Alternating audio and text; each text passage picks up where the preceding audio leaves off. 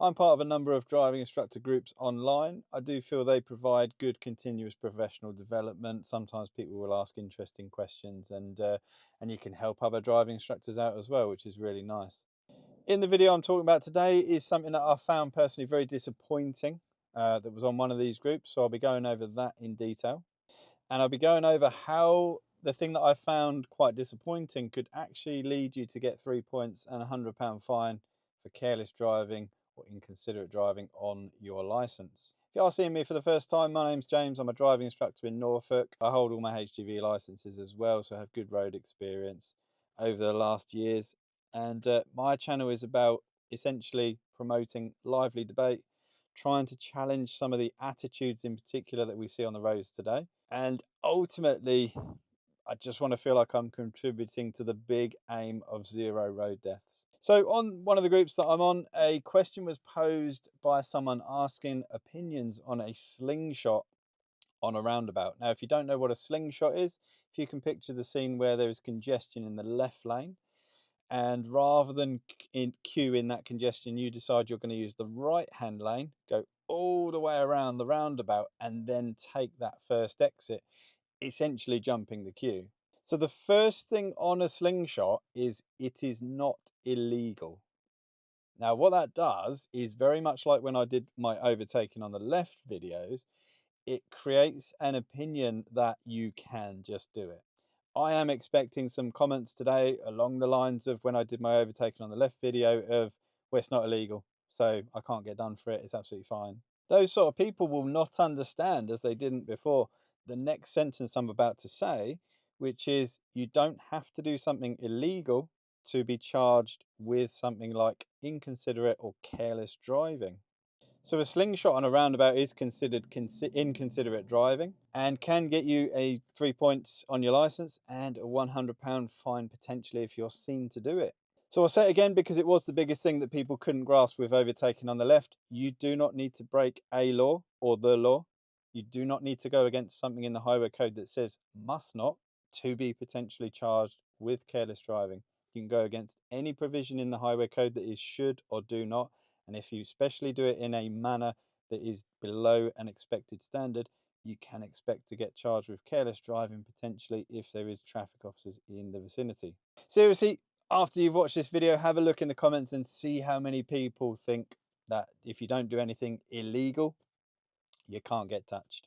When I spoke to these guys, we were talking about overtaking on the left at the time, but a slingshot is one thing that we did talk about. And one of the officers put it in the perfect way. It is queue jumping, and you wouldn't do it on foot. But when we get in our vehicles, we feel protected. We depersonalize other road users, and that leads our attitudes to sometimes do things that we probably wouldn't do in person. So queue jumping is something that a lot of us certainly would not do on foot. If you're queuing for something, however, we get in a car, we feel like we can do it no problem. Bit similar to how some people feel when they comment on videos online, mine occasionally. You get someone that just feels depersonalized from you, feels like they can talk to you in a way that they probably wouldn't do if they were sat next to me here having a little chat. So having a little look at the comments in the driving instructor group, I was pleased to see a few driving instructors understood this and came on and gave correct advice. So a lady here, nope, selfish and inconsiderate, wouldn't do it even when I was tempted as I was late. Can't imagine being seen to do it and not getting backlash at some point too. May not be specific against the highway code, but roundabouts does specify an appropriate lane and a right lane to turn left isn't. Everything that lady says is correct, and you can see even a few people are laughing at her, and these are driving instructors as well. Someone here, I had a colleague who would ticket for inconsiderate driving. So there you go, there's your proof again that you can get done for it. There's my comment here is I was talking about how I spoke to a police officer and we talked about this. They would pull you if they see it. It's queue jumping. You wouldn't do it on foot, so you shouldn't be doing it. And we talk about how people feel protected in their cars, etc. And so I do talk about how potentially it could be taught that if they're in the wrong lane, they just haven't had a chance to move over, you could do it. Selfish driving deserves to be punished, just would wind the queuing drivers up. And they've actually included a screenshot from the CPS, or it's an AI thing by the looks of it, But as it says here, and it does say this on the Crown prosecution site as well, the CPS considers misusing lanes to gain advantage over other drivers to be careless or inconsiderate driving. There will still be people like overtaking on the left that go, no, it's not illegal, you can't get done. And even though it's like literally here, it's facts. And this is the problem with human beings. Sometimes our opinions in our head trump facts, and we just can't see through our own opinions. If you look at the two charges now, careless and inconsiderate driving are essentially the same charge. When you come round the roundabout, you're going to have a higher chance of blocking that roundabout, and if you did that, 100% you're going to get pulled over. If you didn't block the roundabout but you're queue jumping in that manner, you're absolutely going to get charged, and it would be inconsiderate driving, very likely. But I was really disappointed in the group to read comments like this, and remember, these are all driving instructors. Yep, only this morning. I would do it as it's making progress. I teach it. Why sit in traffic and add to congestion? Question: if it's acceptable to do it, it isn't. Why wouldn't you teach it to pupils? And then 4 people have liked it, and it's ridiculous. This one's annoying. I wouldn't teach it for learners, but definitely part 2, which is a driving instructor's driving test, as it's making progress. So this person thinks that they can do it on a part 2 driving test, but they shouldn't be teaching it to learners. No, you should teach your learners how you drive. I teach my students to do a slingshot, actively teaching it. Nothing wrong with it. I do it all the time. If it's safe and legal, what's the problem? Honestly, reading some of these comments, I feel like I'm on a normal dashcam group surrounded by drivers, just normal drivers. I don't feel like I'm on a driving instructor group here. The attitudes that are coming through here. And the one that really annoyed me, and I'll explain why, this comment: I do it all the time and have taught it to all my learners. Now, the reason that one really annoys me, and I'm not going to reveal who they are, but they are a nationally recognized driving instructor trainer.